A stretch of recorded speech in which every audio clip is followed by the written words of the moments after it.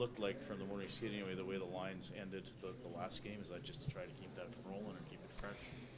Yeah, we're gonna start the game tonight the way we finished last game. You've been pretty consistent with lines. Is that tough not to? I don't know if it's react or overreact if you're midway through the second and you don't have a goal, and a lot of times coaches will change. But for the most part, you seem to hold off on that. I often think, us coaches, we overreact. We change things up more than they need to. Often it's up to the players to figure things out, work things out. And there obviously is times where you are changing things up for, a strategy or for line matches or something like that. But, I think the last game it was just ultimately we need to make a change. We were very stale. We need to freshen things up, and they responded in the third period. You're pretty upfront about that post-game the other night. How much confidence do you have in this group? I know it's on a 14-game heater right now, but to play the right way, do the right things, weed out those bad habits. It's a long season, and there's always going to be times when we're not perfect, and a lot of credit should be given to the opposition, how well they're playing, and how just because the team's down in the standings and doesn't mean it should be easy for the team that's winning games or above them in the standings.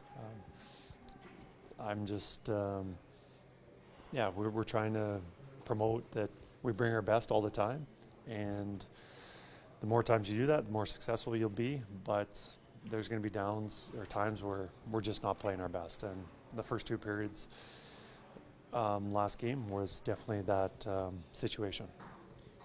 When you're on a streak like this, obviously the noise from us, the media, gets louder and louder with each game that goes by.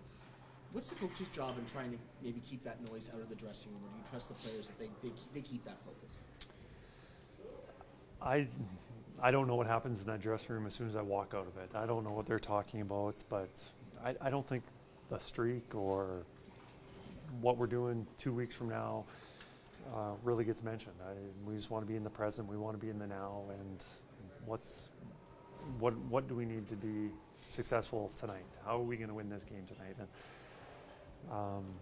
And I think we've been doing a pretty good job on staying focused on the now. Talked after the game how you liked McLeod and Holloway and Brown, how they kind of came together. What do you see in that line? What's the kind of ideal when they're playing their best? What do you see? Well, it's only 20 minutes and probably 4 or 5 shifts that they've actually played together. So to say that they've really got chemistry or they're something that I really like, I don't know. I know that McLeod, whoever he's been playing with, has been driving a line and doing quite well. He's had numerous line mates on the third line as our third line centerman, and he's been able to adapt and play left wing with Leon for a long stretch of time. So, right now, hopefully it's something that works with those three, but we'll see. Right. The combination of Holloway and McLeod, a lot of speed there.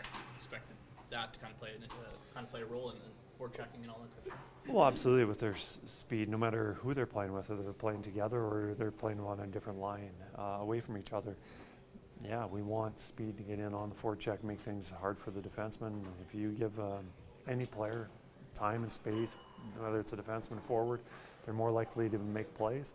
Well, now with those two being able to get in on the forecheck, and they should be getting their stick on a lot of pucks or even finishing checks, that makes it hard for that defenseman to make plays.